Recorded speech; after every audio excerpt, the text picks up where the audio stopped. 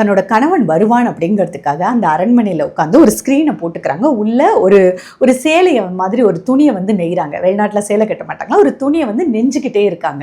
அவங்க என்ன சொல்கிறாங்க, இந்த சூட்டர்ஸ்லாம் இந்த பக்கம் வெயிட் பண்ணுவாங்க, எங்களில் யாரையாவது செலக்ட் பண்ணி நீங்கள் ரீமேரேஜ் பண்ணிக்கணும் அப்படின்னு அந்த ராணியை வற்புறுத்தும் போது அந்த ராணி ஒரு பிளான் பண்ணுறாங்க. துணியை நான் எப்போ நெஞ்சு முடிக்கிறோன்னா அப்போ நான் டிசைட் பண்ணுறேன்.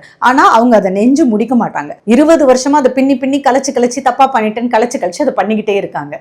ஸோ இதெல்லாம் திரையில பார்க்கும்போதே வித்தியாசமா இருந்தது. வெற்றி அப்படின்னு மனுஷன் நினைக்கிற எதுவுமே உண்மையான வெற்றி இல்லை. போர் அப்படிங்கிறதே மனிதனுடைய ஆசைக்கும் அகங்காரத்துக்கும் அநியாயத்துக்கும் ஒரு நியாயத்தை கற்பிச்சுதான் போருங்கிற ஒரு விஷயமே நடந்திருக்கு.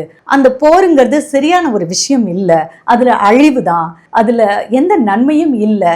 அன்பு, குடும்ப பாசம், இதெல்லாம் ரொம்ப அழகா சைக்காலஜிக்கலா அந்த ஒடிசியஸோட கடல் பயணத்தின் மூலியமா கிறிஸ்டோபர் நோலன் காட்சிப்படுத்தி இருக்கிறார். ஒரு போரா மட்டும் காட்டாம போருக்கு பிறகு ஒரு மனிதனுடைய பயணத்தை, வாழ்க்கையில் அவனுடைய முடிவை, அவன் எப்படி திருந்துறான், என் ஐடியாலஜி தான் இந்த போர் ஜெயிக்க காரணம் அப்படிங்கிற இருமார்ப்பு ஒண்ணுமே இல்லாம தரைமட்டமாகி நான் ஏன் அந்த ஐடியாவை நான் கிரியேட் பண்ணேன்னு யோசிக்கிற அளவுக்கு அந்த மனிதனுடைய பயணம் அவனுக்கு கத்துக் கொடுத்தது தான் இந்த திரைப்படம். பெனலோப்பியை பிரிஞ்ச ஒடிசியஸ் முதல் 10 வருடங்கள் போர்லயே முடிஞ்சு போயிடுது.